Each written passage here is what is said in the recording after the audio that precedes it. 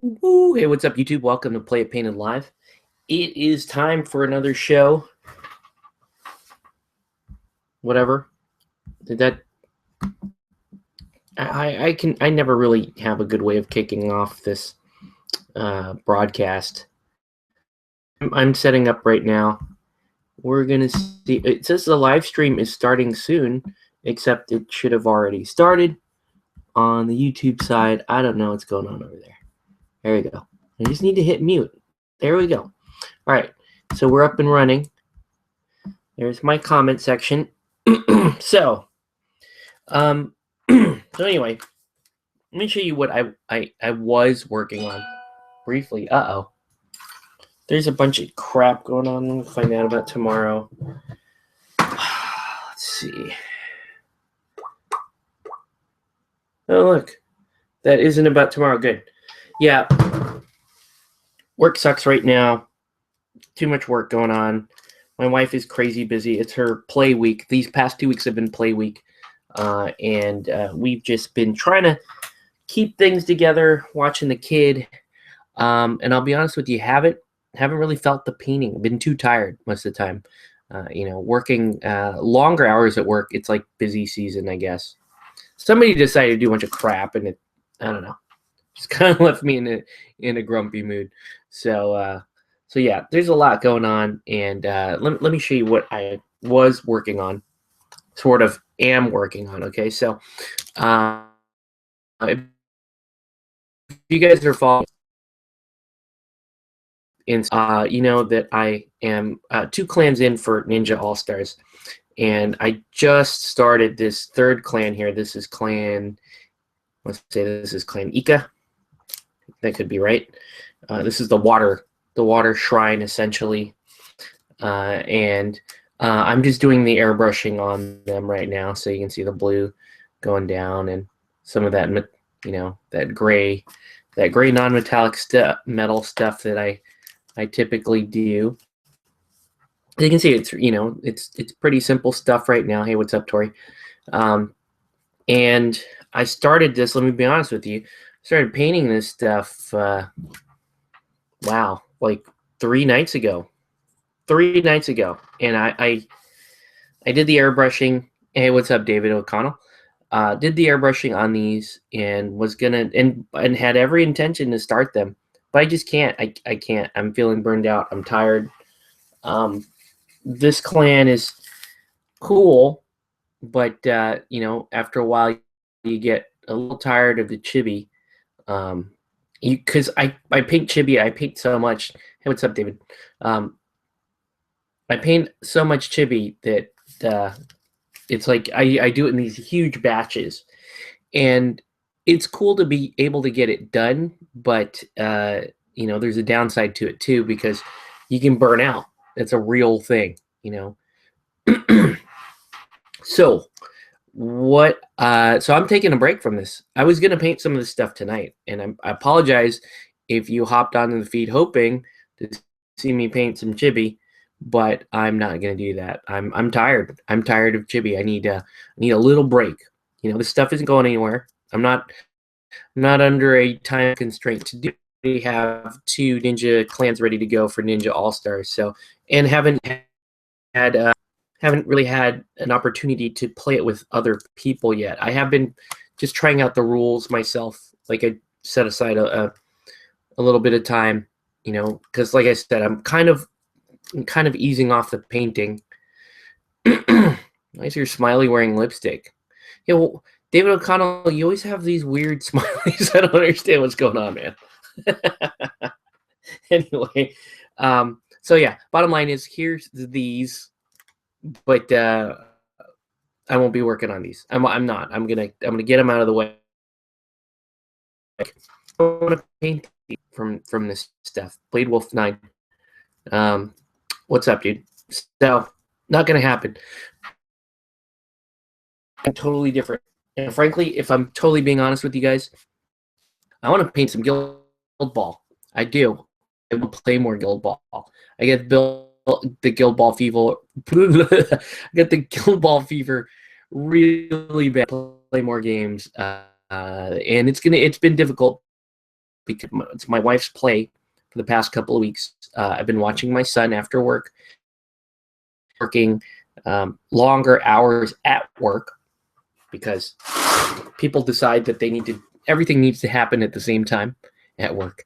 So I'm just bitching right now.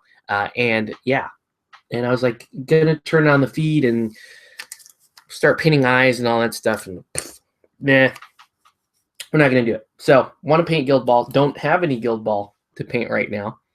And I am actually trying to talk myself. I'm still fighting off that urge for the third team. I still want a third team. I'm looking at engineers. I really want to play them, but I can't justify the cost. I need to save money. I need to just calm down. I got too much stuff in queue.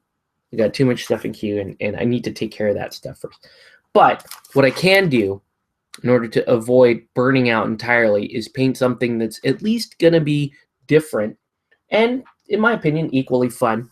So what I have tonight, and I don't know if I'm going to do any painting tonight, but we're going to build this bad boy here. This is the limited edition IU Beat and Treble for Relic Knights. And so this is an old metal kit. And this will probably be a good video for you people that have never really worked with metal before.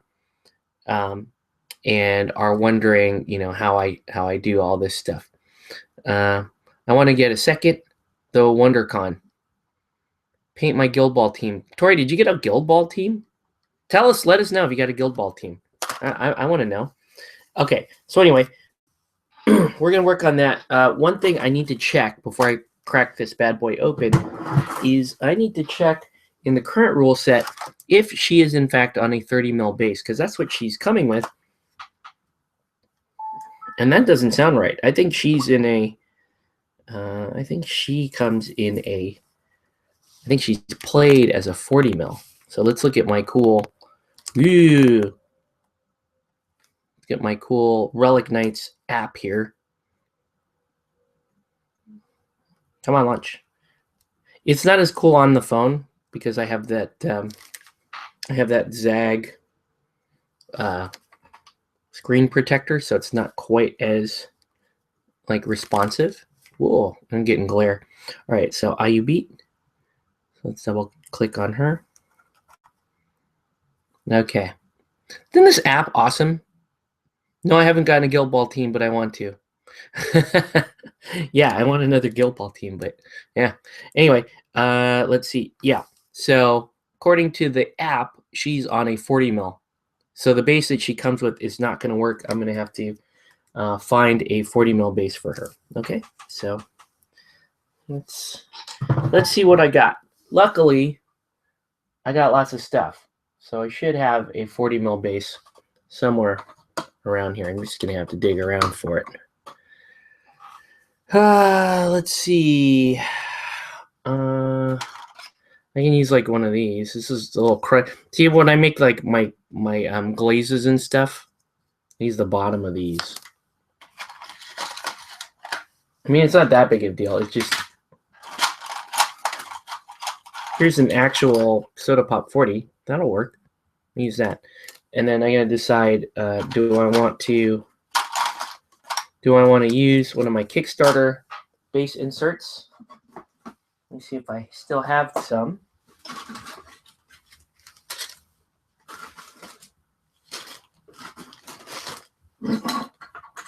So I could do, you guys help me out here. So I could do something like this. I could do something like that, which is kind of cool. Or I could do, I could go a little fancier.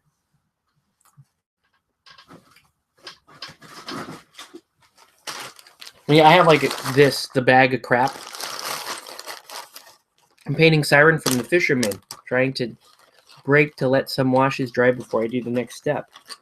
See, I want to be painting, well, I just painted a Fisherman set, but what I want, I've been thinking about it, and I want to paint some Union, and I want to paint Union, and I would be totally cool. I'd be totally down to paint some Butchers or something. It'll be interesting. How those two boxes fit will influence the base choice. Oh, yeah, you're right. I could do something like this, you know, and that's pretty cool. The little diamond plate MDF base insert. What other options do I have here? This is really cool. Like, that might work really neat, even though it doesn't thematically work that well with the mini. Considering she's standing on a couple of, like, she's standing on an amp. Like, that's kind of cool because it kind of makes it look like a stage. So I don't know. I'm kind of liking this. What do you guys think? So let's put it down. Let's do it this way. Could do Kickstarter base, which is cool. Like, that's actually thematically 100% good. I could do this, which is thematically wrong, but super, super awesome looking. Could do I could do like the diamond plate thing, which is technically should be on a 50, but it works perfectly fine on a 40. It just sits on top. I can do something really weird like that. That would be really weird. So I got options. Bottom line, I got options. You just got to figure out what we want to do and take it from there. I don't see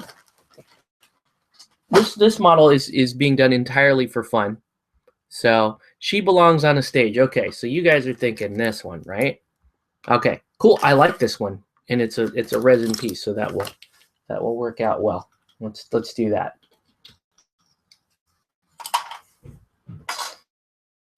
Bad boy open.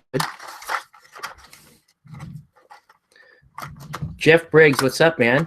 Welcome to the show. So we're gonna do some building tonight. I don't know if we'll be doing any painting.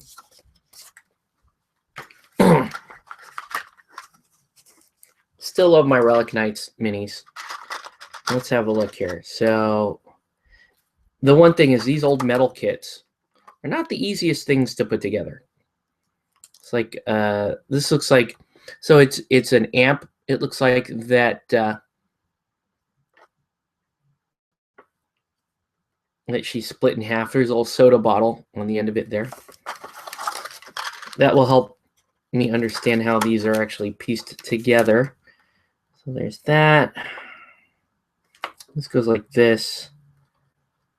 This looks to be, what's the actual bottom of it? Is it like that? I don't know.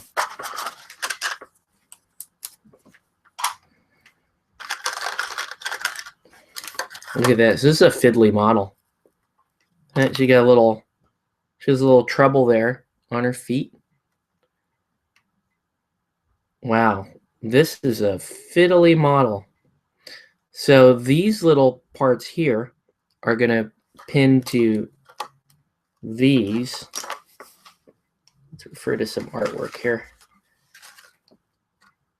Okay, so yeah, it's the speaker is like split.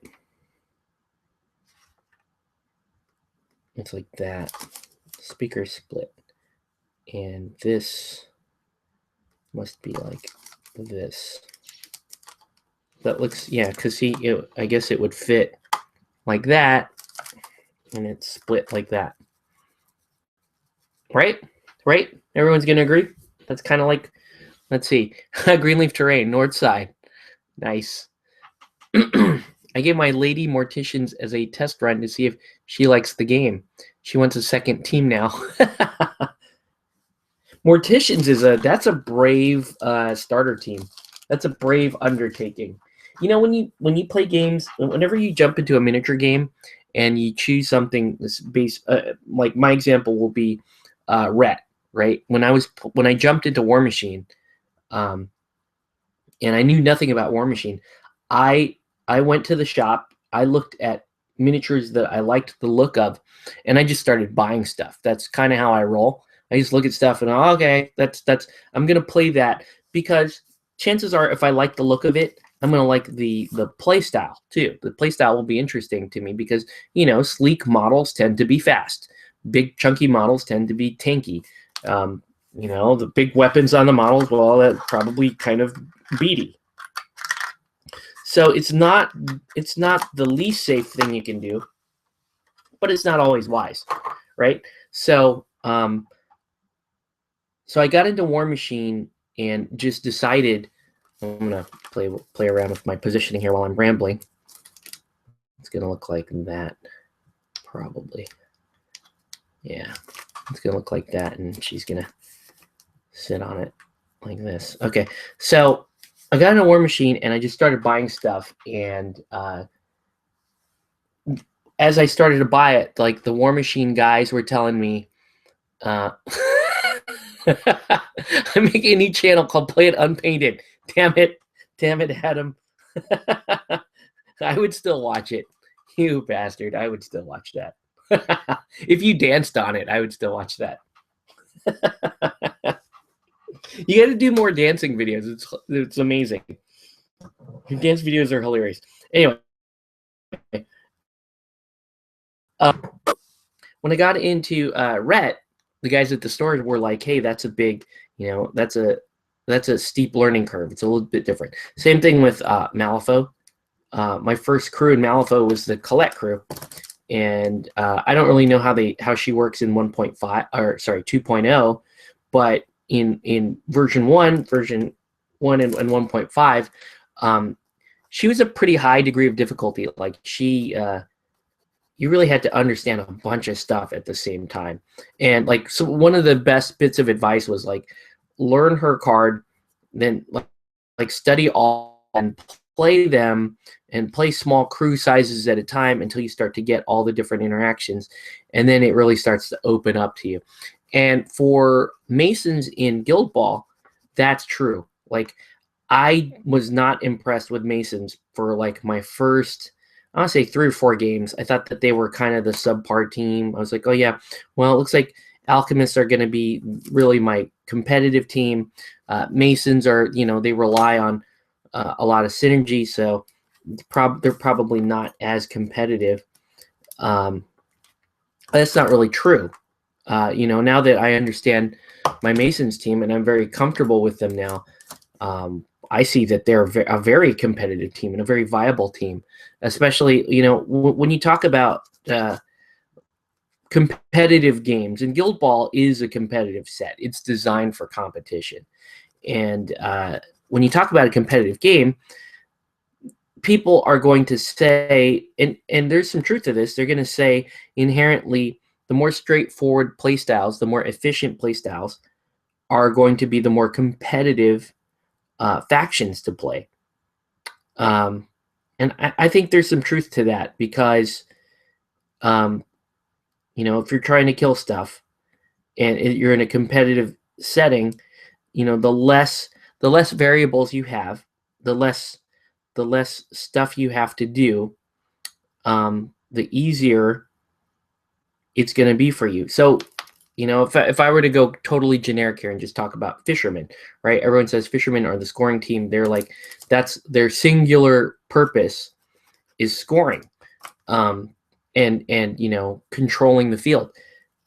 So you can score with other teams, like you can score with engineers, you can score with Masons, you can score with these other teams, but in a competitive setting, the common adage is that if a team is good at scoring and you play it to scoring, you're going to have a simpler time in tournaments. You're not going to struggle to try to make the square peg fit in the round hole, so to speak.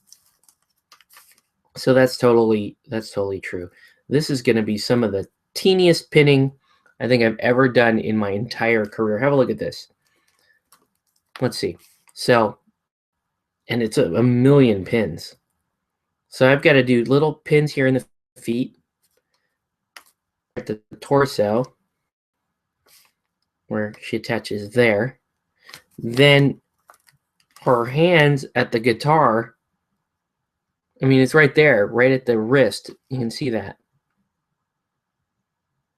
Don't pick on fishermen. They provide a service to many communities. Yeah. And then you have a separate headpiece. So that's a lot. Then you've got these, and these are going to go, those need to be pinned too. So now we got to find our pinning material. And so, okay, so what I normally do with pinning, so anyways, for Toria, you guys that don't use a lot of metal, and I know I'm just rambling, I'm all over the place tonight.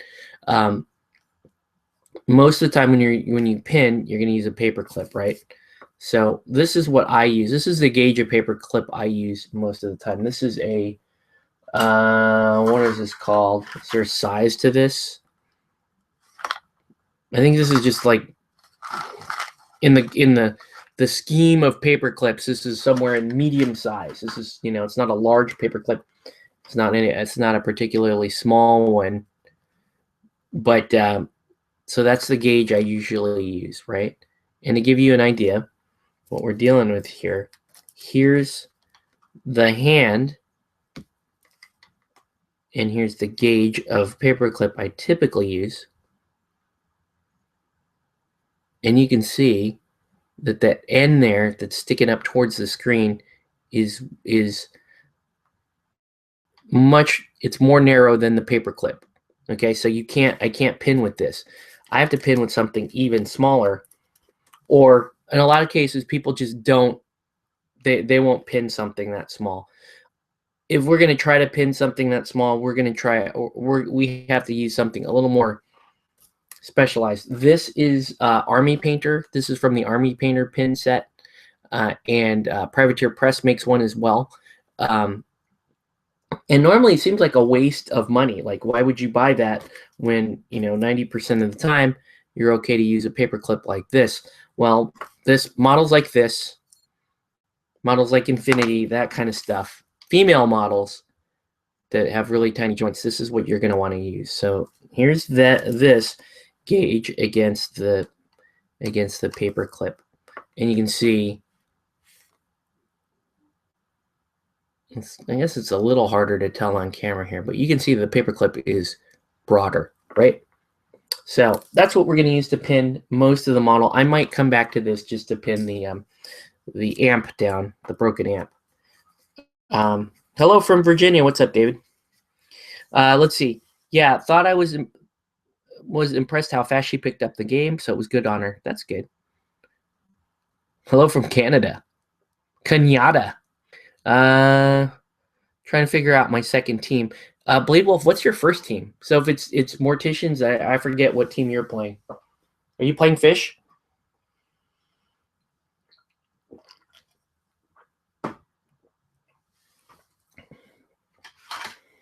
I need to find a teeny tiny baby little pin vise.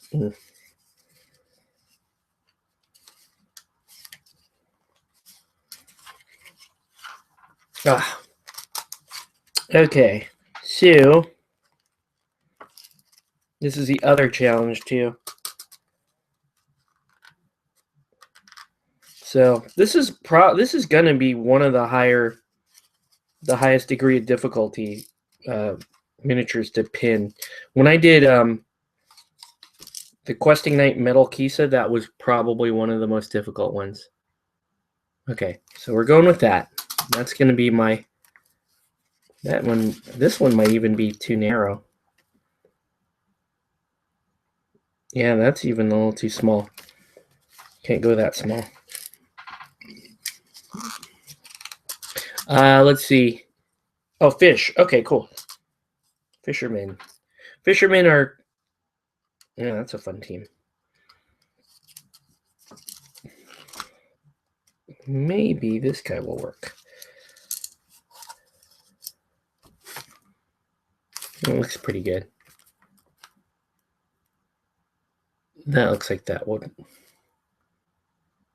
That'll work. That'll work. It's going to be super tight, but it'll work. All right. Next up, we need a pin vise. Now, I could use the little hand pin vise, but mine don't work that well. Here's here's my pin vise. I have the so this is the, I think this is the P3 pin vise. Hey bro, ever tried bolt action? I do love the bolt action minis. Anyway, but I've never tried it, because if I did, then I'd be hooked and I'd spend $1 million on that. So this is, so here's the issue with, another issue with pinning this small. So the Citadel pin vise, you can see it has a hole on the end of it, right? When it's totally tightened down,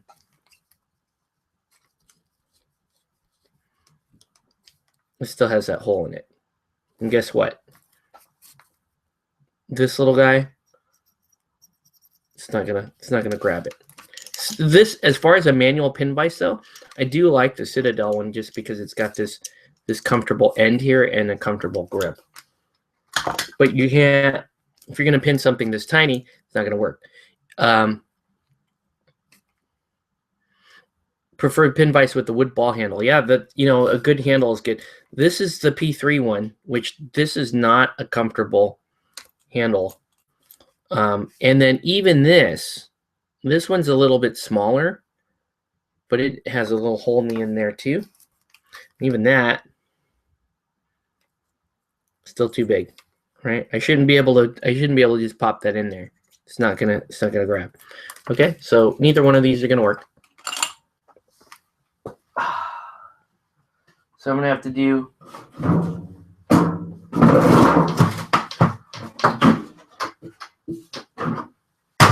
I apologize. Tonight's show is not going to be terribly good visually. And you can use one of these guys, because these go as small as you need them to go. But they are a little tricky because it's a big clunky thing, and you don't want to too fast or too powerful. Should I find a pin vise at Harbor Freight?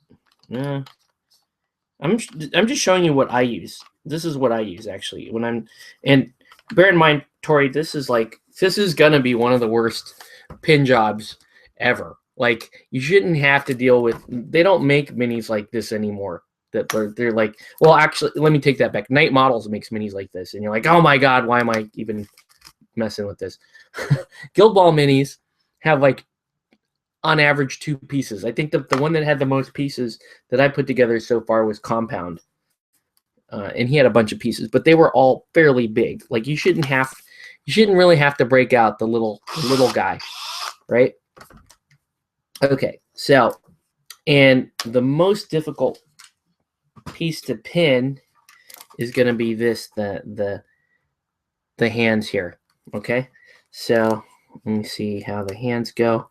Let me just, before I start, and I normally don't throw both. I won't throw a pin through both. I'll throw one through whichever one looks more stable. And to me, it's looking like this hand is going to be more stable because it's closer to the guitar. So I can actually pin to the guitar if necessary, and I can pin kind of out of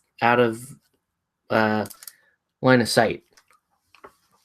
Okay, so now this is crazy. You can also,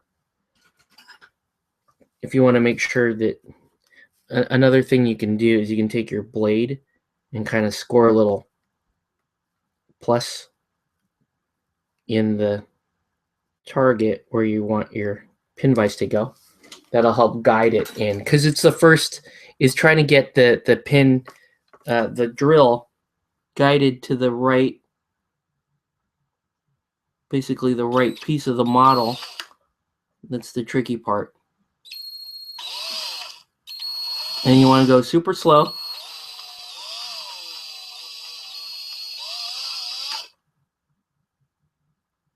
Go super slow.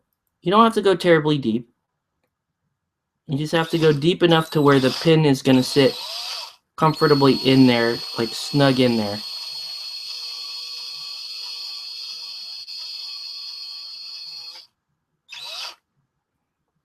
It doesn't require much. It really doesn't. I'm going to show you guys. So, dude. What's up? What's up, Cameron? Yeah. Let's look at there's all these guild ball. Let's talk guild ball. I have no guild ball stuff to paint. It's driving me freaking nuts, man. I want to paint some guild ball, damn it.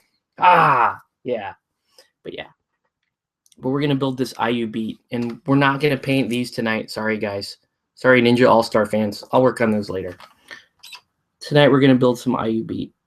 I've been kind of avoiding building this model because this is a difficult build. This is a difficult build.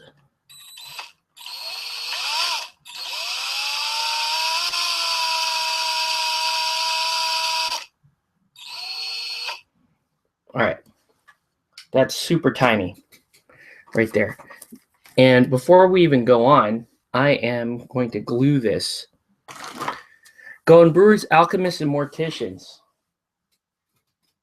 I like that mix. That's a really cool mix. Where did my... one sec, guys. Where did my actual glue go? Hide it. Gotta be here.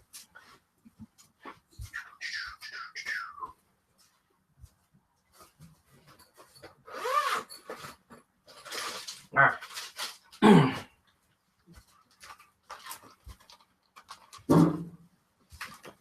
So I'm going to glue in this little piece here so that you guys can see.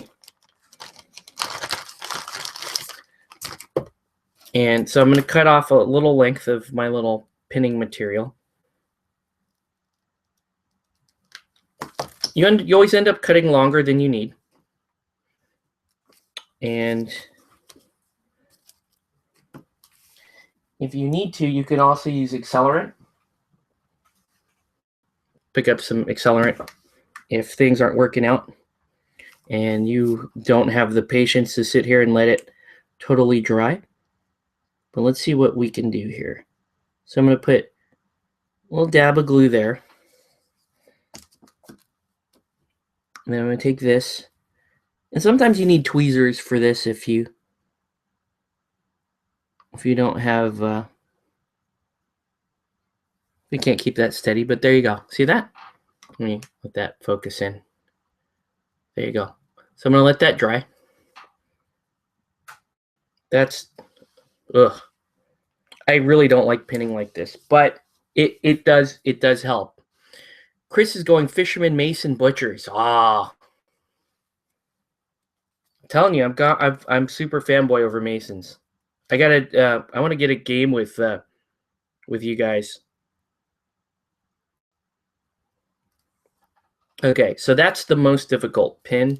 So the next, and I always go in the decreasing difficulty here. So the next most difficult is the feet, because there's really like no area here.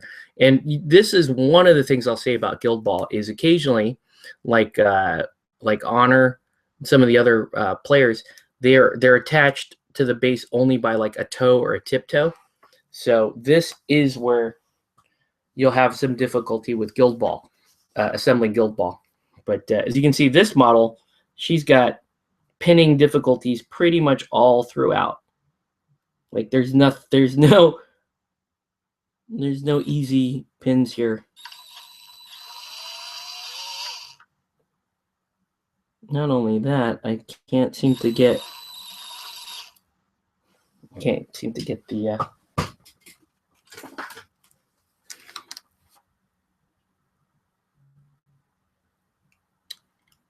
the other thing I'll tell you, Tori, is if you end up bleeding as a result of trying to pin things, welcome to the hobby. I've bled many times pinning things. I'm sure a lot of the guys watching have their own stories. I think my most liked picture on my Facebook page is my bloody hands after pinning that set of Immortals for you.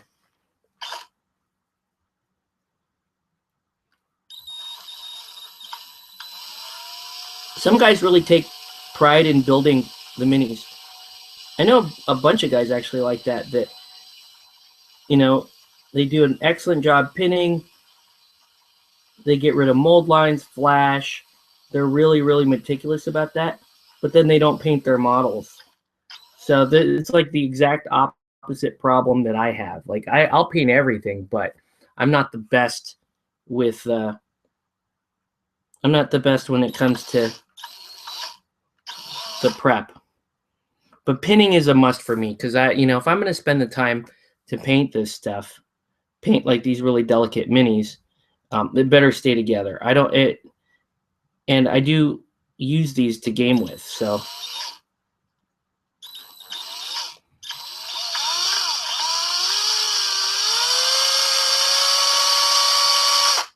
this model is actually going to be pinned through both feet. And that's unusual for me. I usually don't do that. I usually don't pin both feet in. But just with the way that this is built, yes, play it unpainted. Wondering I should see what the hunters look like. I know. Jose wants to play hunters. I'm sure we'll get a good slew of hunters players when they come out.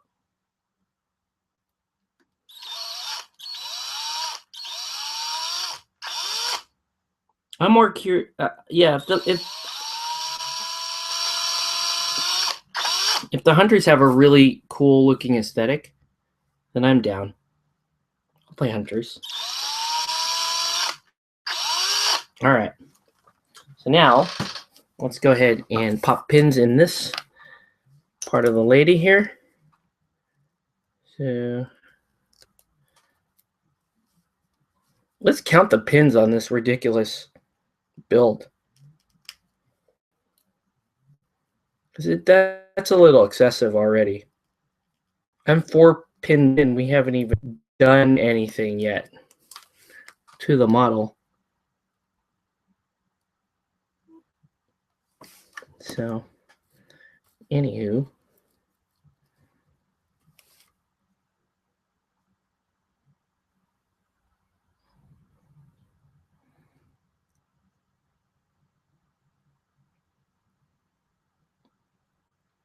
Okay. So it's not the most snug fit, but there it is. There's that one. Do the next one.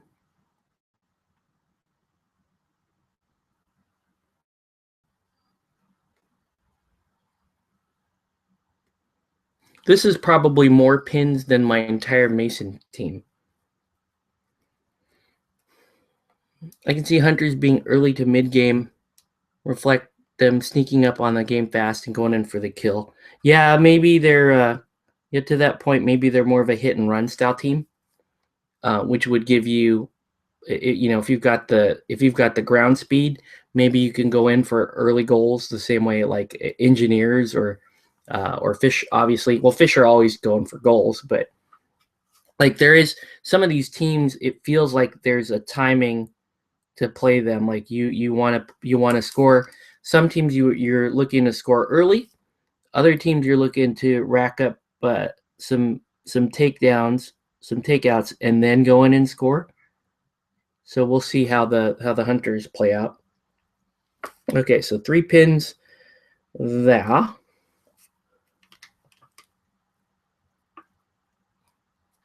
right. Now this nightmare, the torso.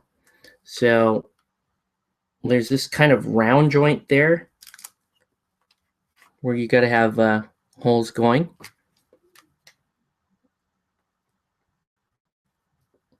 So I'll just mark those with my blade. And then this wrist is, I've got to drill in the wrist, and then I've got to drill a hole there in the neck.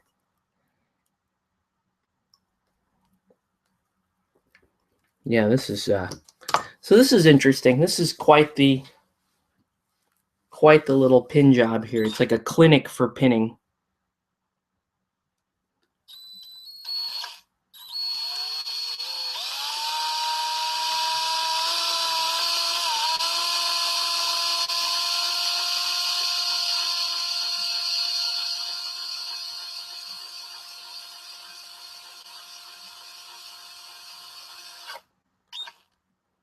All right.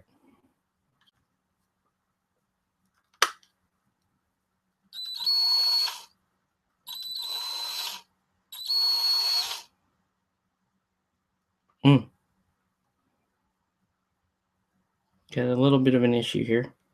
Ooh, there we go. Had to be careful pulling her torso off of the pin vise. See how narrow that is? Like that can snap at any. You got to be careful with that kind of stuff.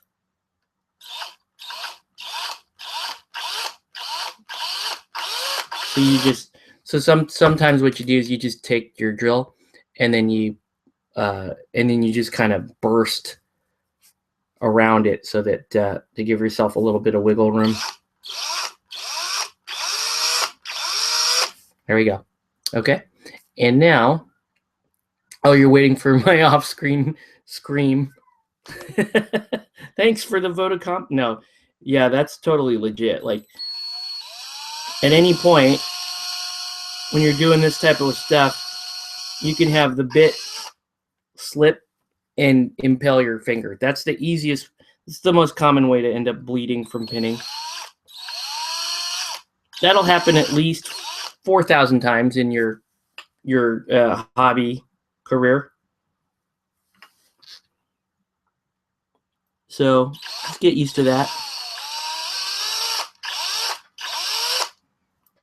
It also makes you unidentifiable when you rob a bank. This and having your fingers covered in super glue. That's what makes miniature hobbyists the absolute best criminals. We never have fingerprints.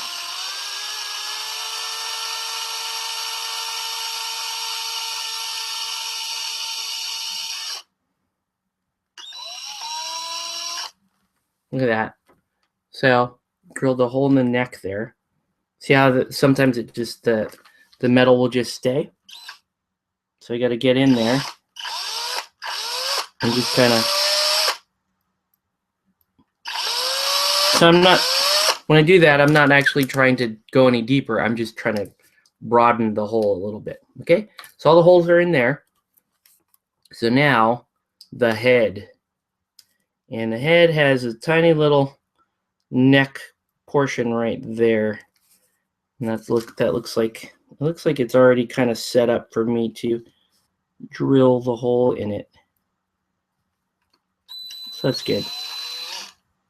Well, it's not exactly, but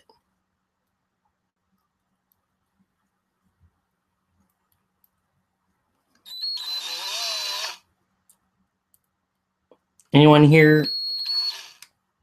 So I'm assuming everybody watching pins religiously, right? We all pin every single joint. There's no non-pinners here.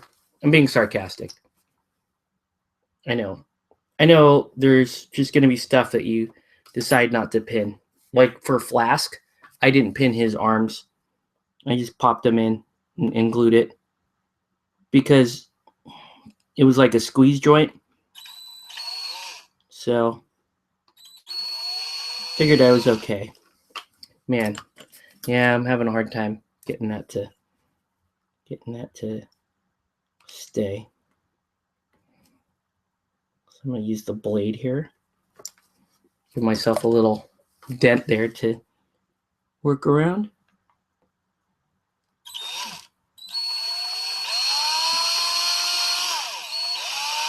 Every little bit like that helps.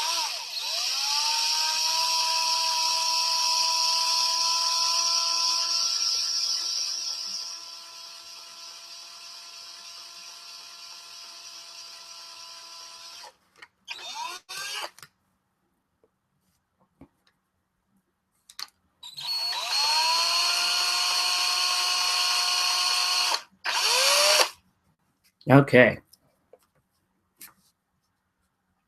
It's pretty good. You gotta be careful too with bits this small. You know, they're gonna bend and it could bend, it could snap. It's gonna snap. If you use the bits for any appreciable amount of time, they start to wear on the end, and then they eventually, like the ones that small, will snap. So just be aware of it. Like you will, if you pin as often as I do, you will have to go through and replace pins. All right. And let's put the head pin in. Let's see. I don't pin as often as I should. Last I think pinned was my Harbinger. Menoth, her waist was like 1/4 of an inch. I have not experienced with pinning metal. Yeah. It's just I went years without pinning anything. Most of my 40K career didn't pin anything. And you play with the models and they break mid-game and you just slap some glue on it and they break again, you slap more glue on it and until you have that like layer of glue. So, so your joints are like that far apart because you've got all this glue that has accumulated over the years of you just slapping it on and then spraying it with that stuff and just going, okay, let's keep playing. Pinning is nice because even when they do snap, if you're good about keeping that area clean, it's not going to be that big a deal. All right, let's figure out how this is going to go here. So I'm going to actually swap my bits because I want to have a little bit of a stronger pin. I'm going to use a standard size clip to go with that into the base. So here's so I want that size bit. And that should do just fine.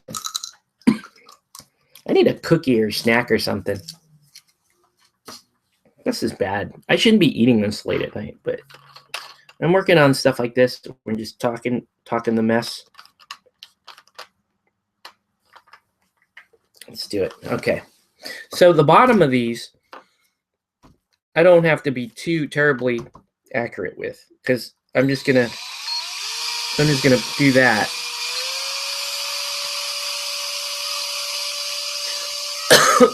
Because I'm gonna position it on the base. The other thing to point out, see how it's like the metal's like ribboning off like that? What you don't want is you don't want to be going so fast that you're actually melting the metal.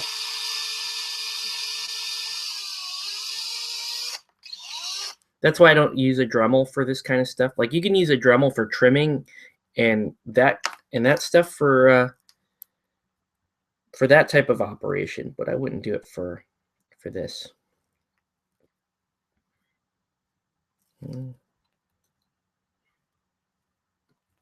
So yeah, so here I'm just picking an arbitrary like middle spot and drilling a hole. Okay, there we go. And let's take our paper clip.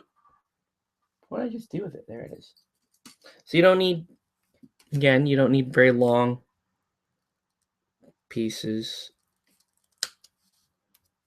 Those are about as long as those are actually much longer than you need.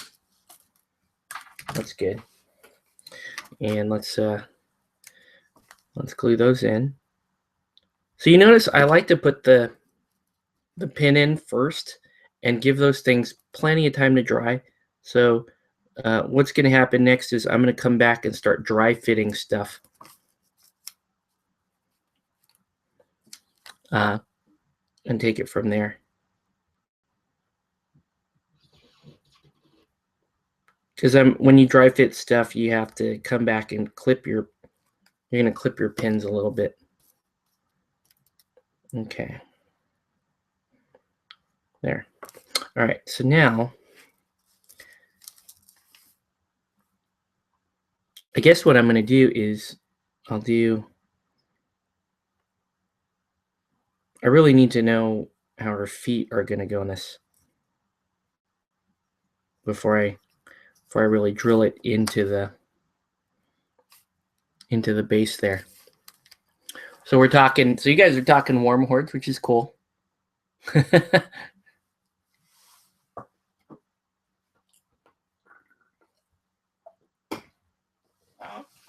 I need a cookie or something. I don't know. Maybe I'll go run and grab. I'm gonna run upstairs and grab myself a snack. I will be right back. Talk amongst yourselves. Take a break. 1 sec.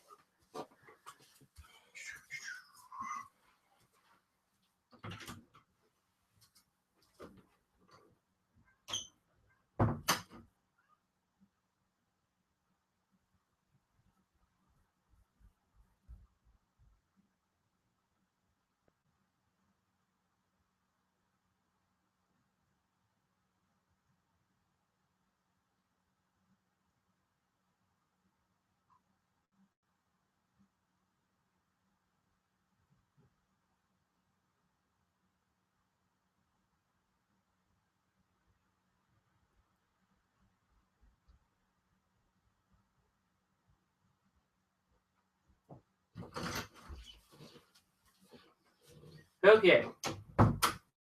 Isn't this a great show? You guys get to sit there while I run off and get cookies. And what kind of cookies are we having tonight, folks? We are having Trader Joe's Triple Ginger Snaps. They're delicious. My wife loves these, the ginger snaps. So, and they're good. I like them.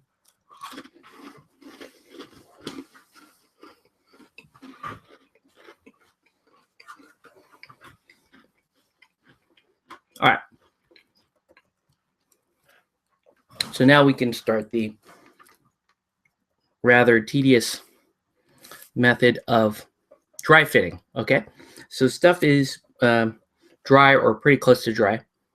And the way I do this is I start with the pieces closest to the body. Okay. So if if you took the center of the body as the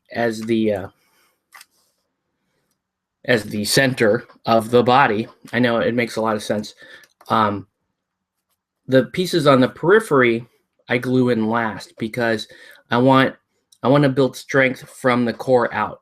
So I'm going to start by gluing the torso here,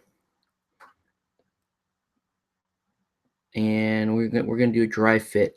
You can see it almost fits in there. I'm off by a couple of millimeters. So now take my clippers and I'm going to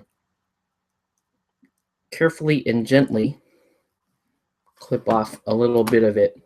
And it doesn't matter if it's better to clip twice than it is to over clip. You don't want to clip it so small that it's no longer an effective pin.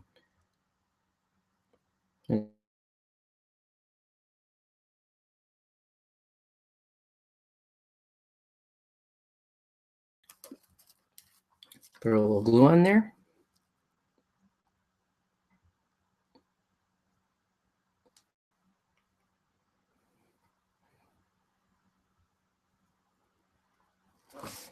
Okay.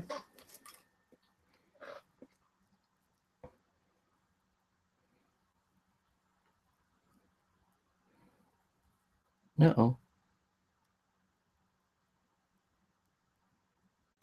There we go. I was like about to freak out there. I was like, I just had it. It was great. There we go. So you want to press that firmly for about 20 seconds. Let it do its thing. This stance is really awkward. But it's kind of cool. Awkward, but cool. I think I've got the hands on backwards. Let me look at the art again. Did I do that wrong? Yeah, I did. I totally drilled. Yeah, I totally did that wrong. That hand is like this. That's so weird. That's such a weird look. As opposed to that. Yeah, I'm gonna have to drill. Oh man. Okay. Well, it's not.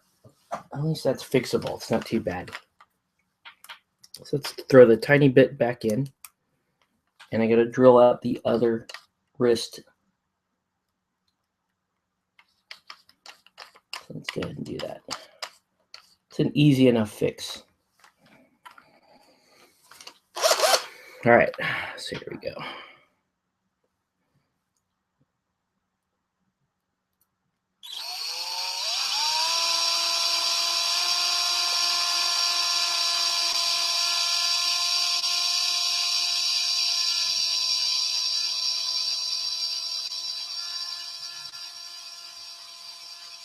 Oh, uh-oh.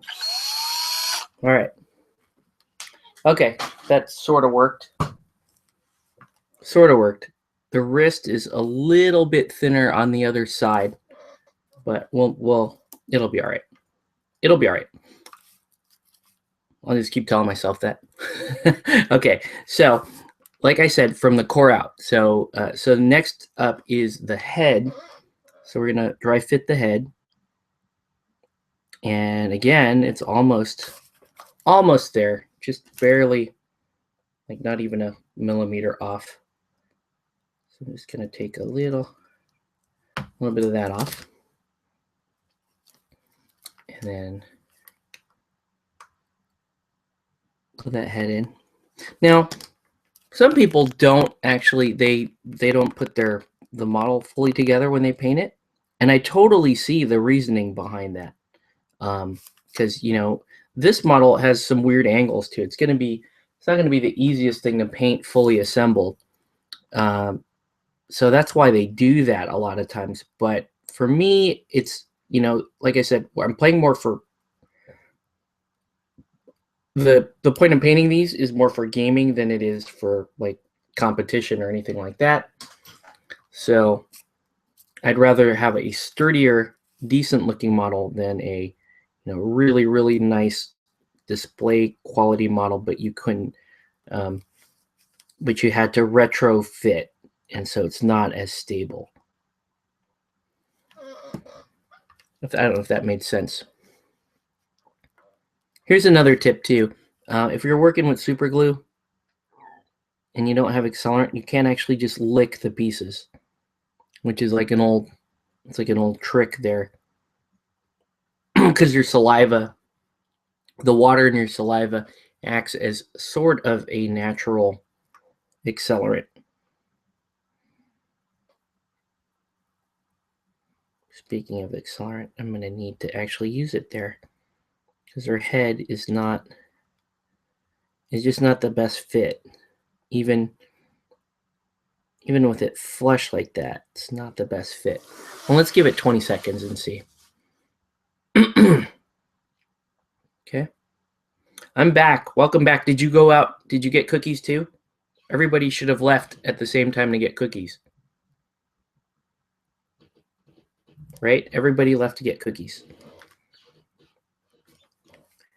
Yeah. I'm gonna strengthen the back here a little bit by just putting a little dab of glue back there. Tiny, like nothing, a bit of nothing glue. Put a little accelerant on it. Let it do its thing. Cameron, what is that smiley face? What is that? All right. Cool. Okay, so now she's starting to come together. All right. Now you could do the arm in, but I don't think we're there yet. I actually think it might be better to go through the exercise of drilling in the holes here for the feet. So I'm going to start with the middle of this part of the amp. I'm going to drill a hole in there for her foot.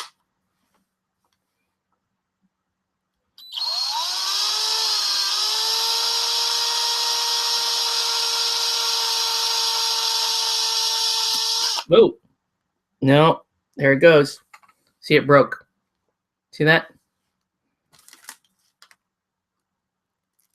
And I wasn't even really pressing on that, but you got to pull it out. That's like one of the most annoying things that can happen with the drill bit. It's one of the downsides to using the drill bit. So that right there is the tip of the bit, and this drill bit is no longer usable. So now I have to replace it with one of my other drill bits. And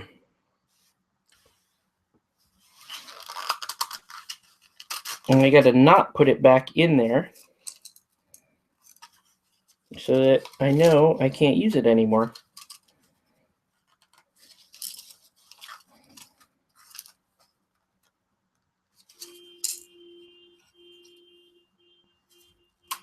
What the hell's going on out there? Somebody's car alarm.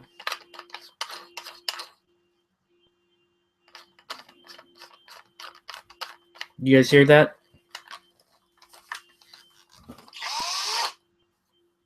Somebody's flipping out there. They done lost their minds.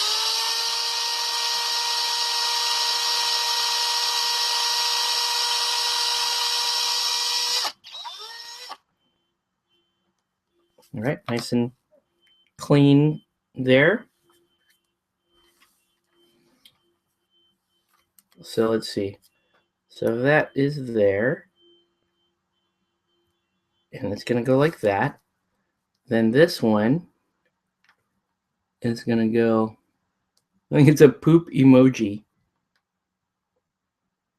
Yeah, that one's going to go like that. In fact, the leg's going to come together just a little bit more. All right. Poop emoji. That's funny. There's an option for emojis in the chat. Sweet.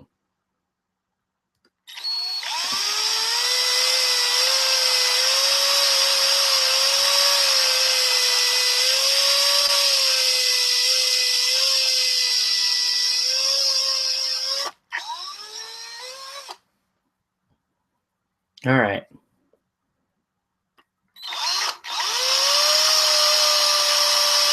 Whoa. I actually did put a hole all the way through the speaker, but you will never be able to see that once it's painted. Look at that. I went a little nuts. See if I can catch that. See it? A little too far. Just popped a hole right through that. We can fix that, though. That's super easy to fix. So don't freak out. There are some that are really hard to fix, like if you were to drill a hole through someone's face or something like that. This is the inside of a speaker, which is most likely going to be black, so no one's really going to care. So, except for you guys. You guys will still give me shit over it. You drill too fast. So, anyway, so I think what's next is I'm going to put this on the edge here. So I'm going to drill that in. We're going to switch off to the larger drill bit now. And we're going to put the speaker pieces in. Well, I'm going to put the first one in, and then we're going to adjust the position of the second one based on the first one. Okay, so it's a little bit of trickery here. Looks like chocolate ice cream. All right. I don't know why that's funny to me. It is. I don't care. Okay. So I mark a little, I put a little divot in the resin base with the pin itself. I normally just go all the way through too. With this, I'll just go all the way through. It really doesn't hurt anyone to go all the way through. Then we'll put the glue on this.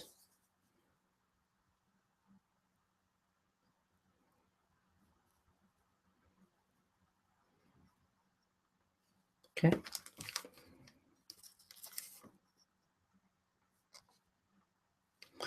And I want it there. I want it like bent at that angle there. Now, as far as this water, I'm thinking, like, should I paint it like lava, or should it be like some like green, like something a little more magical? I don't know. You guys tell me. I don't know, we'll have time to think that over. So that's gonna go there. That's gonna go there.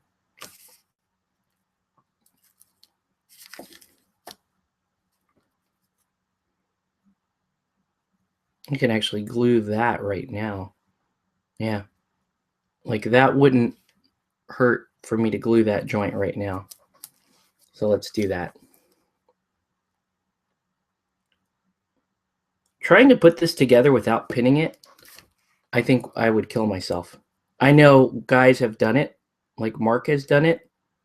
I don't think he pinned his IU beat, and that's like death, man. I don't know. I don't think I could hang. All right, so I'm gonna let that. Give that a second to set.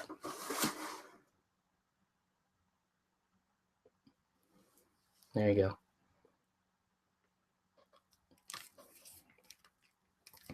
And so now I can put the two pieces together like this, and that will tell me where where I need to drill for the other bit there, and it's right there it's actually right in the center of that crack. So that's nice. So it already has a good mark. And drill that in.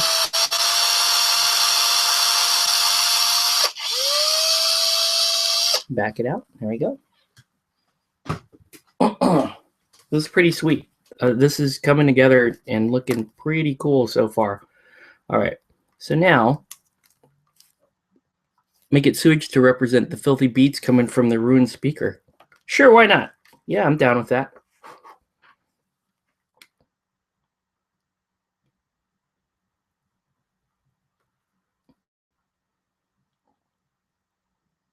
So then we'll glue there.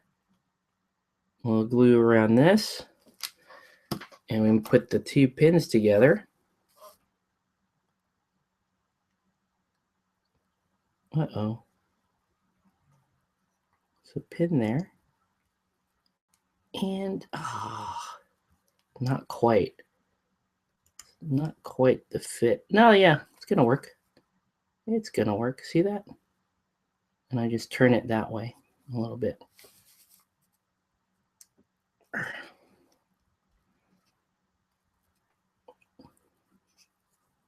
Voila!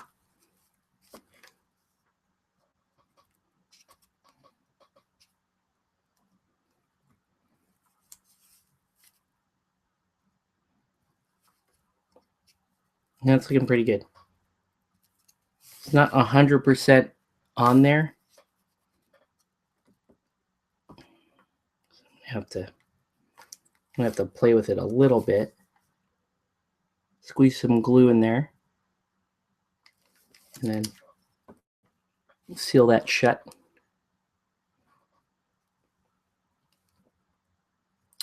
Come on, Soda Pop. I want to buy individual armies for Ninja All-Stars, not the box. Where are the individual armies? I don't know if they're going to launch those at the same time they put the retail box out there. And I got to be honest with you, I'm not sure with the retail box having the generic Shrine Ninjas, I don't really know how that's going to work, man. I mean, it might be good for like the one-off board game group. But for those of us who like to play campaign, which is where I think the game really shines, I don't know. Like, I don't see like hardcore gamers that come from your Blood Bowl, your Dread Ball, Frostgrave, going, oh well, I'll buy the retail and then wait for my clan to come out. They'll probably just use the Shrine Ninjas as their clan. So there's that. Okay. I think I might have gone a little too far over, but it's okay. Looking pretty good so far. Now the final part, which is actually the hardest thing, is gluing the axe in. Because it looks like Yeah, it's going to go like that. But, wow. See that? It actually did go all the way through her wrist. So we're going to clip off most of this pin. The vast majority of it. So now it's just a little nub.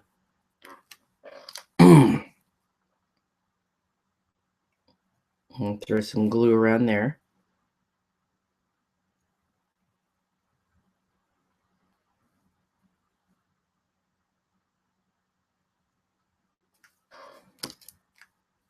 Okay.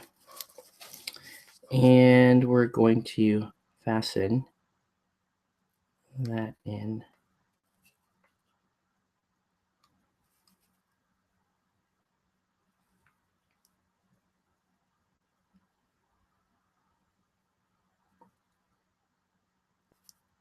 It's kind of like, oof, man, this is awkward. What an awkward fit.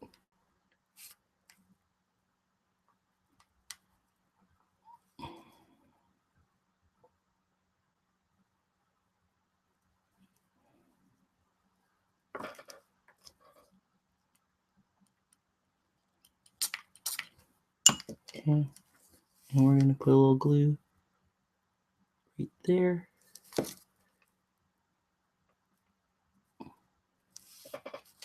All right. A very strong love-hate relationship with Ninja All-Stars right now. That can summarize a lot of people's relationships with Soda Pop miniatures and their games. There's so much to love, and then there's so much to not love. And take this with a grain of salt. I'm a volunteer for them. I do really, really enjoy the heart and the theme of their products, and I will continue to play them. But there's just a lot of idiosyncrasies. There's a price to pay for loving such a bold and different company like Soda Pop / Ninja Division. Okay. So here we go.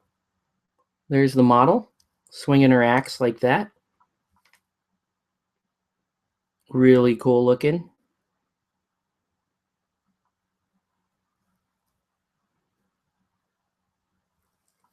Looks like I'm wondering if I have to do any gap filling or anything. Looking pretty good so far. I think it's okay. I don't think there's really. Can't really see. I don't see any like giant gaps or anything. Hopefully someday soon I can play. Why not? Yeah. All right. We'll give this a minute to dry, and then I'll prime it. Just because I can, we'll just prime it. I see this miniature is being mostly hand painted. I don't even think I'm gonna airbrush any base coats on it. That knee is really weird. And that penny shot. Looks like she's like busted her leg a little bit. Oh, I have this thing that I want to do with Guild Ball, because I really obsessed with Guild Ball right now, but I also love my Takawashi miniatures. So my idea is I'll just do a full gender bend Masons team using my Takawashi minis. Because why not? I think that would be a really cool theme. And I'll just so I'll get a set of 6 Takawashi minis that I'm going to specifically paint to look like a Japanese Gold Girl Guild Ball team. And I'll just put the names on the bases so everybody knows what's what. So, I don't know. Tell me what you guys think.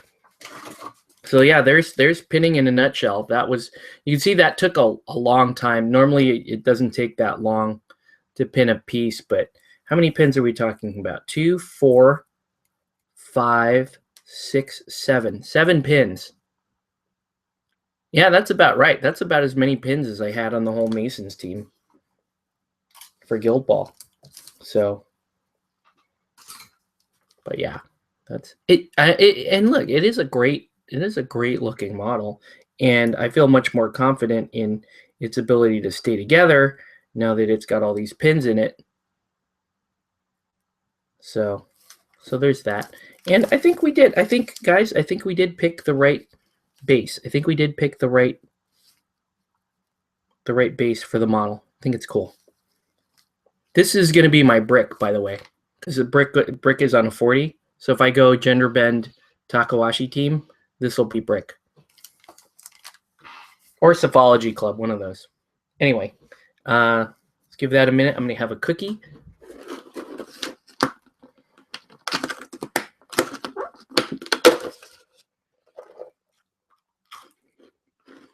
Off cookies. I don't know.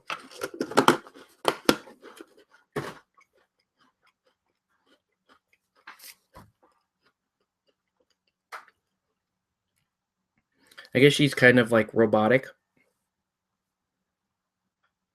Pretty cool.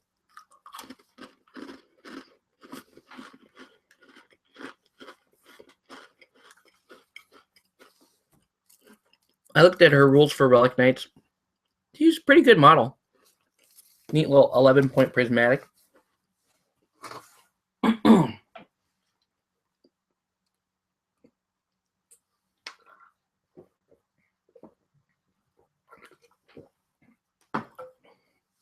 She's probably a really good fit for a Marie Claude crew who needs a little bit of a beat stick running around. Pinning seems quite more steps. Thanks for showing me. I just have to practice. Yeah, if you're pinning Eldorado, it's easier than this model, but it's not that much easier. You know, there's some pieces on Eldorado that are difficult. If you're pinning Guild Ball, it's way easier. For the most part. There's going to be exceptions, but for the most part, it is way easier. If you're pinning for Wrath of Kings, you don't have to pin. Isn't that nice? Here's another guy. I was thinking about painting him tonight, but I was like, I don't know. I don't know that I want to paint anything. We'll see. We're just going to do a little airbrushing here before we... I'll airbrush for a good hour or so. So, just to keep going. And get some gloves on. I actually had my compressor go out on me. So I got a new compressor, which is good. So hopefully that's more quiet, right? Yeah, I gotta paint this guy. He's rad. Man, I love playing Wrath of Kings. That's another one. So good right now, Wrath of Kings. Fun game, quick, good model count. You get that epic, not epic, but it is more like a fantasy skirmish battle game. Just great. Really like the system. The fluff is incredible for that game. We've got some people playing it locally, which is just awesome. So, all right, let's rock this.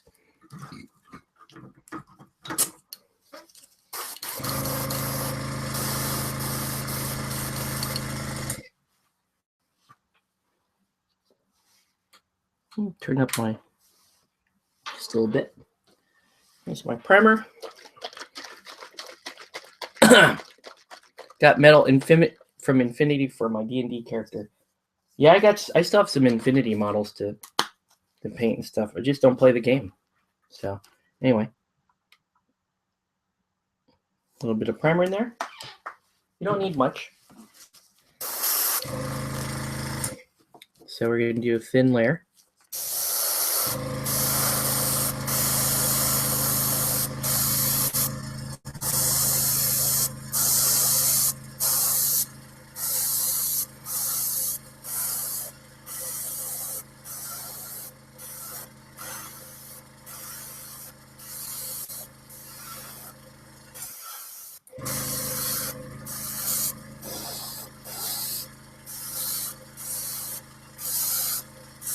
And just go over it a couple times.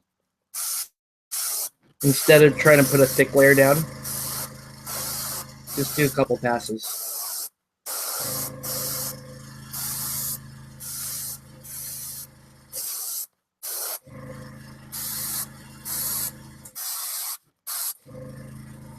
A weird spot back there, behind the wrist.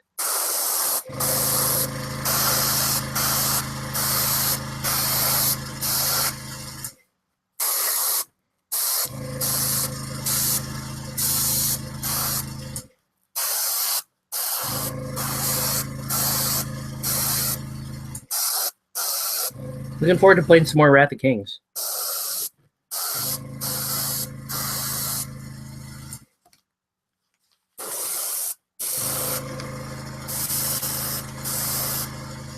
So I'm just hitting the lip of the base now.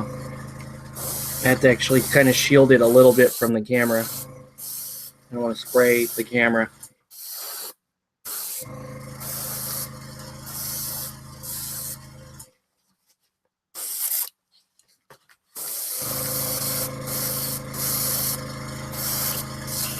Okay, cool. Let's let that dry for a minute. I'm going to clear out this color. I'll go. There we go. If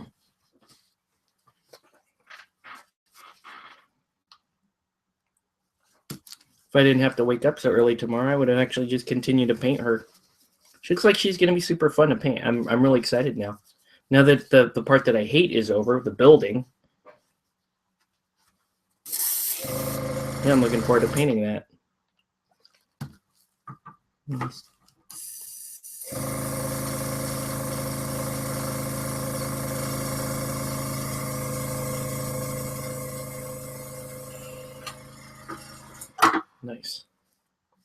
I'm going to clean out the bottom of the airbrush.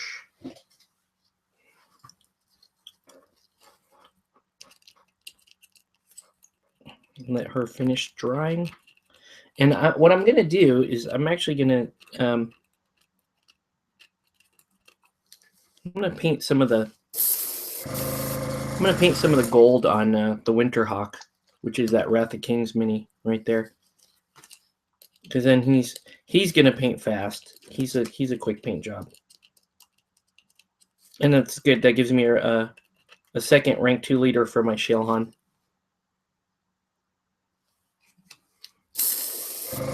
Which is awesome. Everybody just broke out, huh?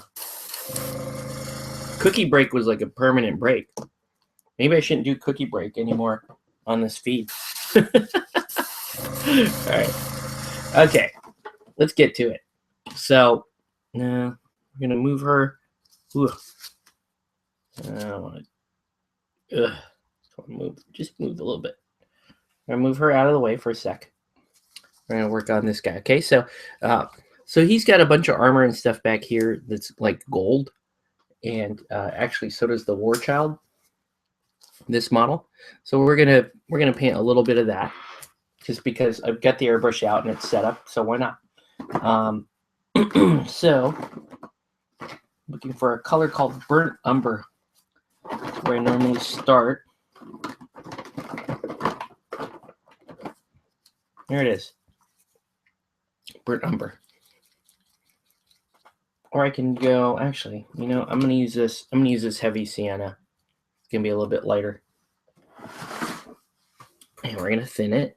Let's do that. Water out. Screw it. Let's just do some airbrushing while we're here. While we get set up. Why not, right?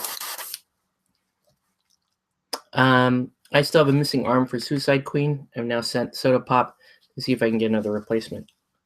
Good luck. Seems like they've gotten a little bit better though. So hopefully you have a better experience this time.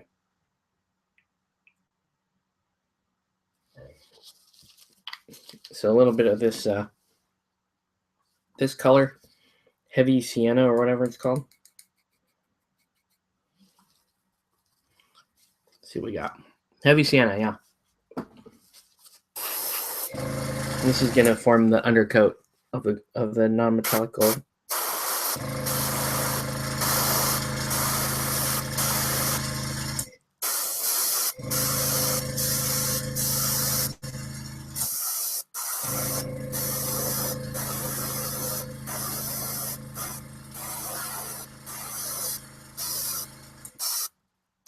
This might be a little too brown. Maybe not enough red in it. I can still get it to work though. I mean, you don't have to be terribly accurate on that total, on the full undercoat. So I'm not sweating it too hard.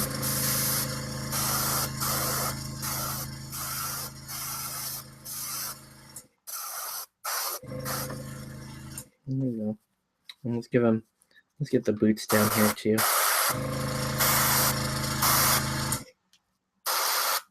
I think I need more paint.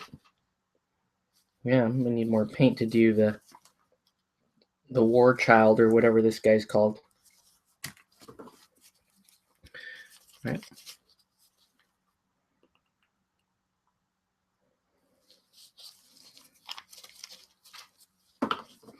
So when I thin my airbrush paint, I do it right in the cup.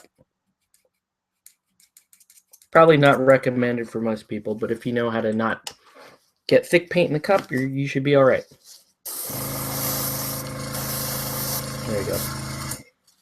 All right.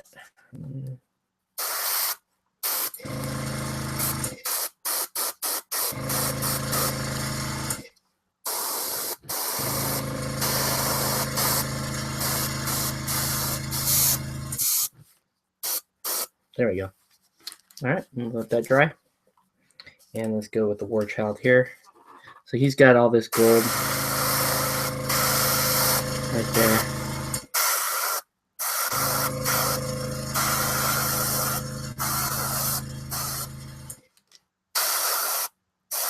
This is another rank 2 liter for Shilhan.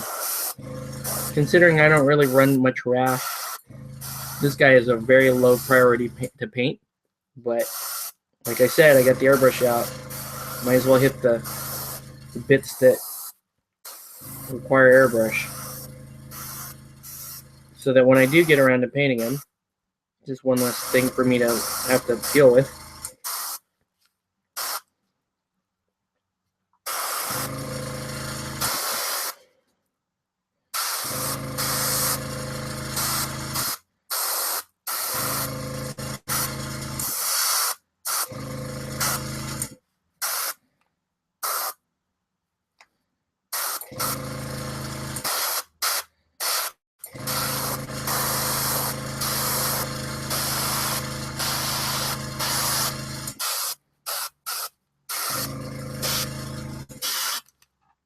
Okay. All right, so far so good. Looking pretty good. Is there anything here that I can do with this brown? No, not really. All right, let's clear this brown out. Let that dry.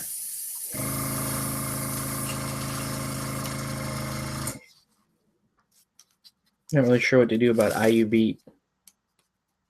If I'm going to airbrush anything on her, I might not. She might be just a regular paint job.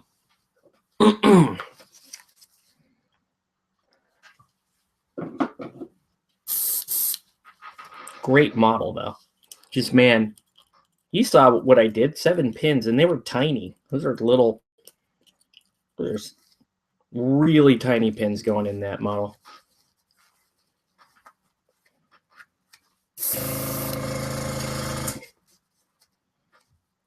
All right. So now I'm just gonna blow air on these to dry them off a little bit, because I want to get to the next step.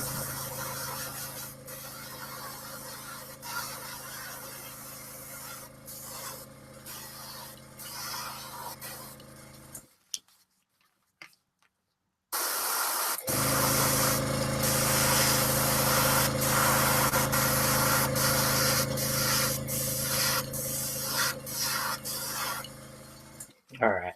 So now we're going to go in with some yellow ochre.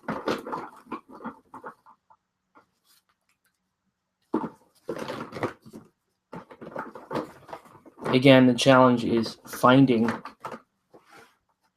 my paints.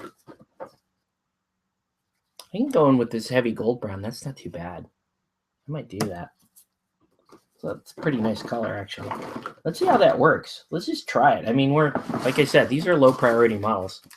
Might as well play around. All right. Since I'm too burned out to paint my ninjas right now,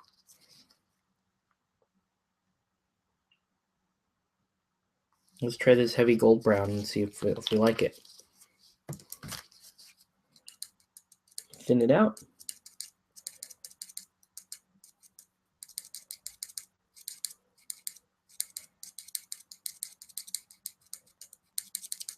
All right. It doesn't look that much different from yellow ochre. So it's probably somewhat safe.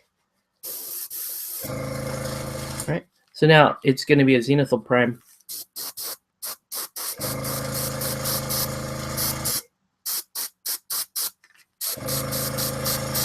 In this model.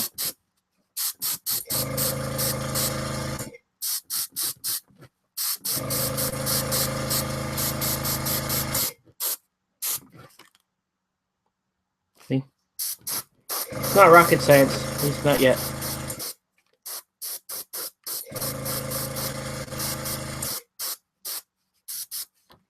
Okay, and you could actually get the rest of it with your regular highlighting. There we go. And let's get this dude.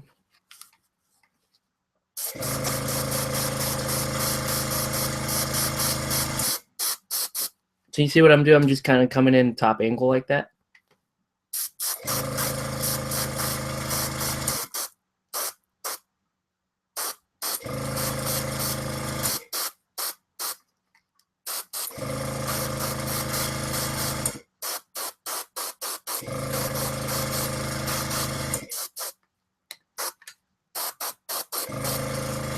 Okay.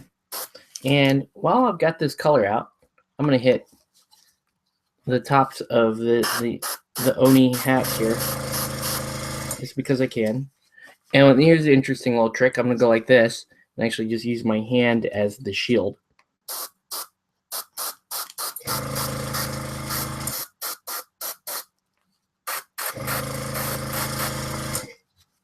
No, that didn't work that well. It's okay. You can always come back and fix it. That's not that big a deal. All right. Let's do this.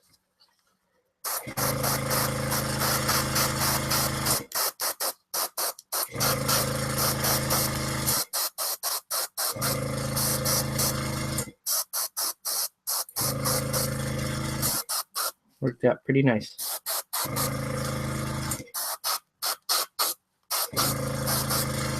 Okay. That. Let's get these.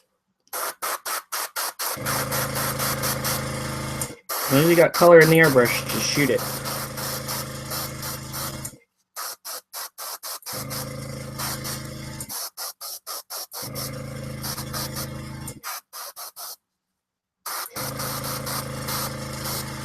There we go. And last one.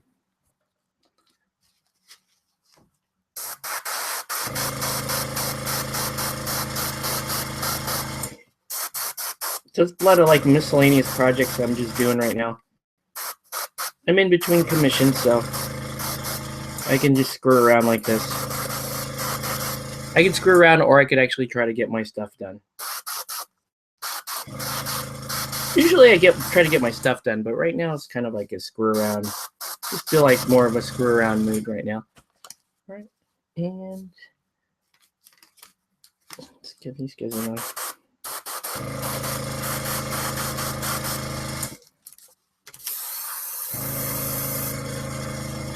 And let's go ahead and... All right. Next color to come in is going to be...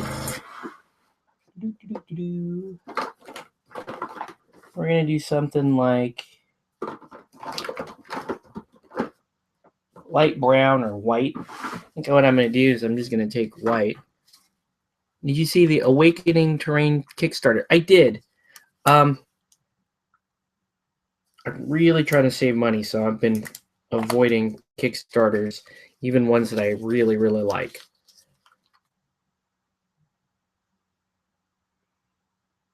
Oof. Up in here.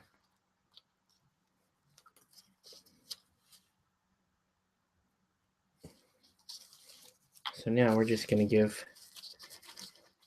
I'm going to make a really light color here by mixing the white and that heavy gold brown. It's going to make almost like an off-white egg color, like that kind of color. And I'm just going to hit points of light. Right. Oh, that was bad. Had a mishap there.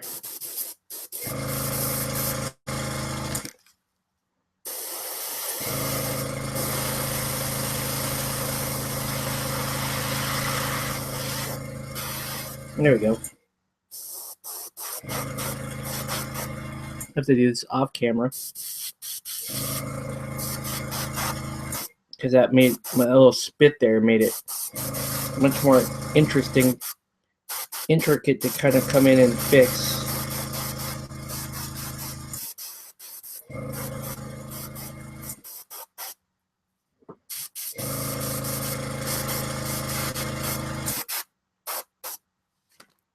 There we go.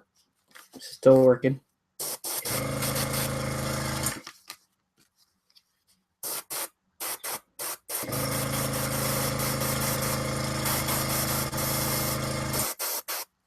Coming out pretty good on the War Child there.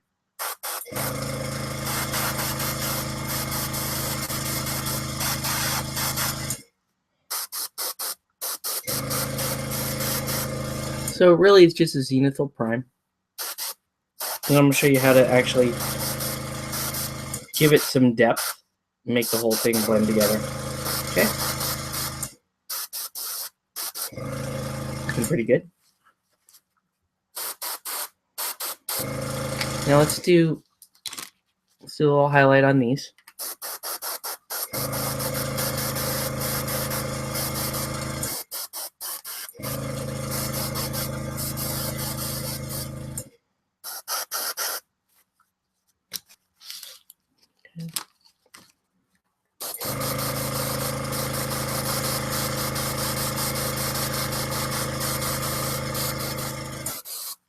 There we go.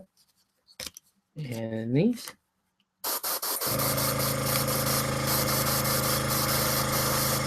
Nicely done. Next one.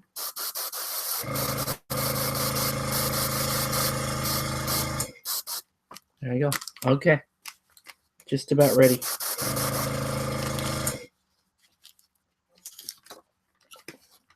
And we can shut off the airbrush after this because we are done with that.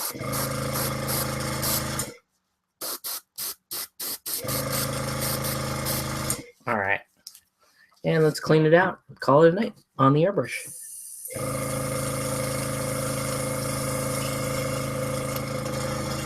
All right. And let's go with... let's clean this bad boy out.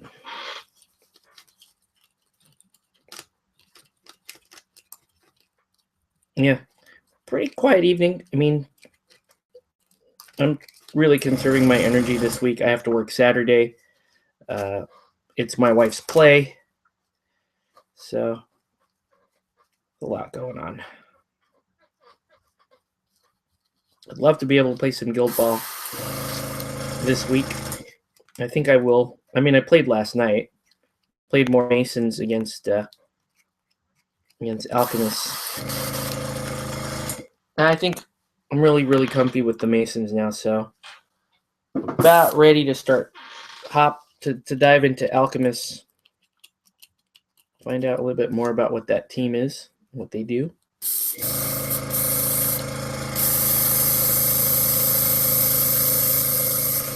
All right, there we go.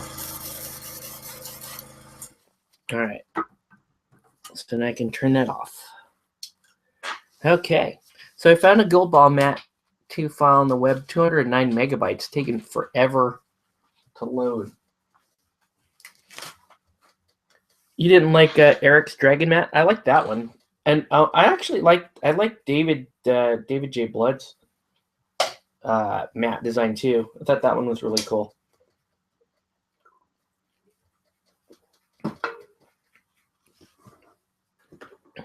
Or you could give me free advertising and just use the one that Phil did. All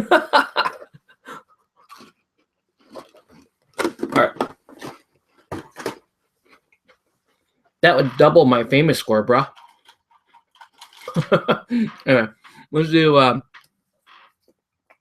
Let's make ourselves a little an umber glaze wash here.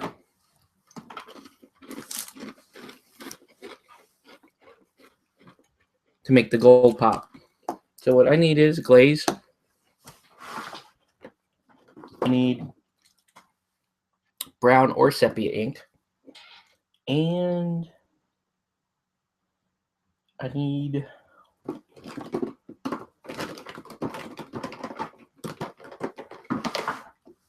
black ink, okay? What we're gonna do,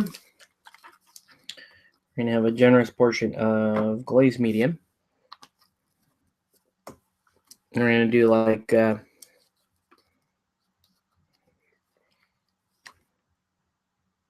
3 drops of brown and I think 2 drops of black. Okay, and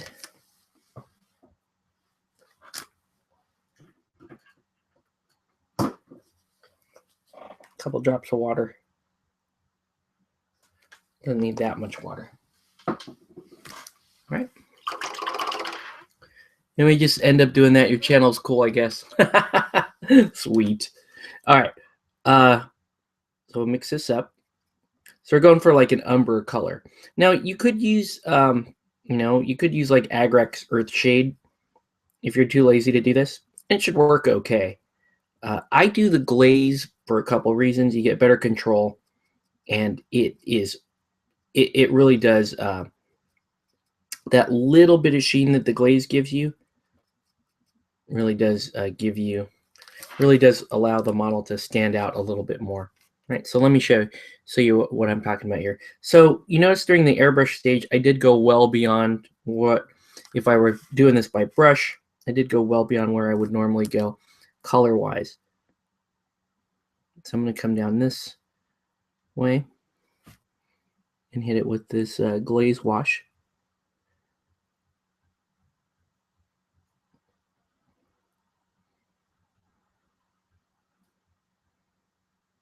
And this stuff starts to act more like a chestnut ink when you're doing this.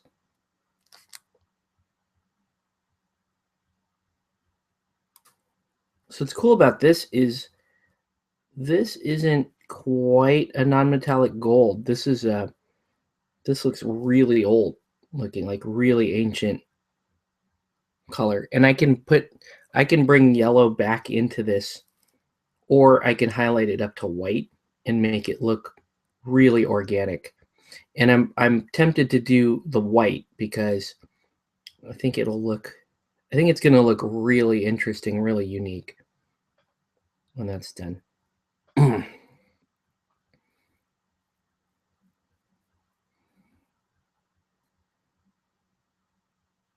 So let's just get the whole, basically anything that might end up that color. Let's wash all that. The other color here is going to be blue, so it should look pretty cool. I also love that he has a baby dragon on his shoulder.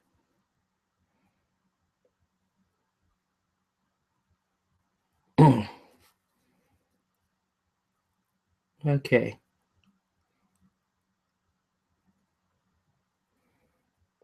And let's get the boots.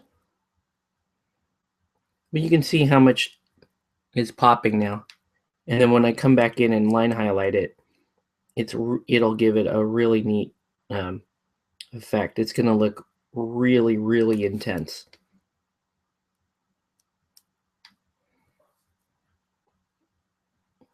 There's just so much going on in this model. For like a rustic model, look at the detail on that. It's pretty damn good.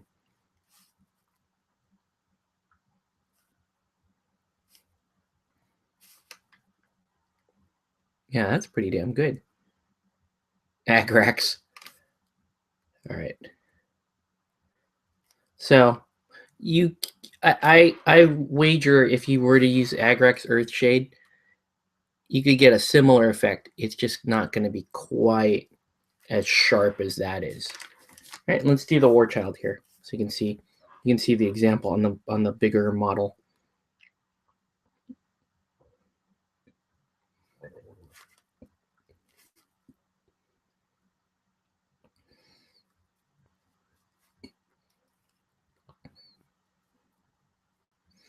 What's nice about this too is it does allow the zenithal priming from the airbrush step to show off. So you're not, yes, you are darkening up the model thereby potentially hiding some of the airbrush work you did, but you're getting it all back in terms of depth and clarity. Like I wouldn't just leave this airbrushed. It would look dusty and old and dull. Whereas now it's got really, really strong character to it. You can even do the scales down here so you can see. Scales should look really good with that. With this ink glaze, which is what I'm calling this. It's an ink glaze. It's like a water-based wash that's behaving similar to like an oil-based wash.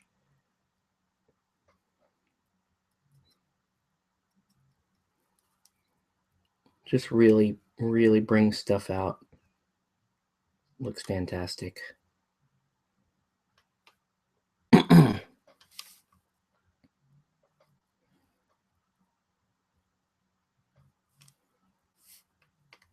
Love that. It just looks a little too dark on camera, maybe. But yeah, love that. That is awesome. Okay. So there's that. So now let's do the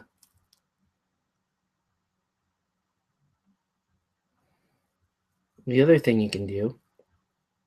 See, I have his blades there airbrushed from a couple sessions ago. Let me show you what you do with that once that's done. So now with the blades, all you have to do is just make yourself a black glaze wash. Okay, so same formula, just take away the brown. That's violet. I guess you could do violet. You could do a violet wash if you wanted to do something really interesting. Where did that black go? I just lose my black ink. Where'd it go? Can't find anything in this damn.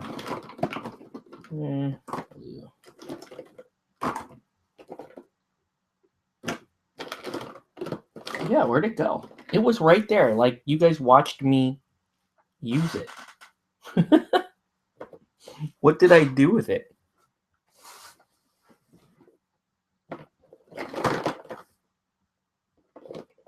I'm gonna kick me off my own feed if I can't find my own damn black ink.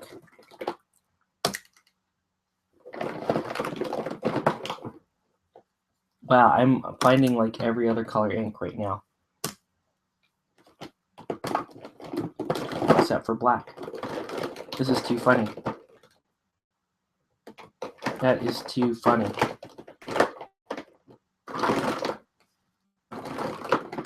I'm telling you, I just had it 2 seconds ago. I have like 9 bottles of violet ink apparently, and blue.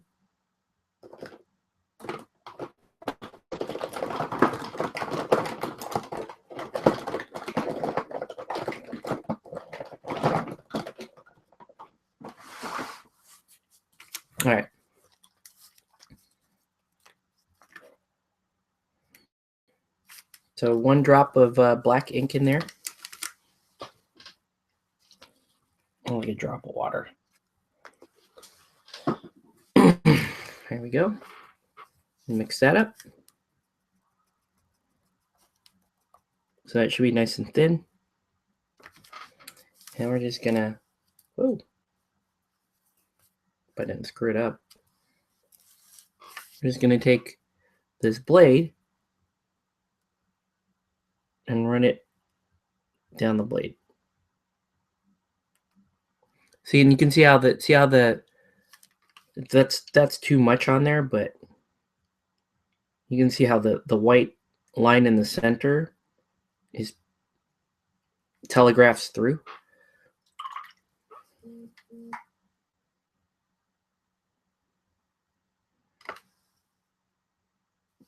See that? It's just it's a little too much, but there you go. And you can do it on this one, in case you want to see that effect again. Just run it over the whole thing. Let the shadows throw where they're gonna throw, and then pick up the excess, because you don't want it too pulling on there for too long. See that? I'm just gonna take all the extra off.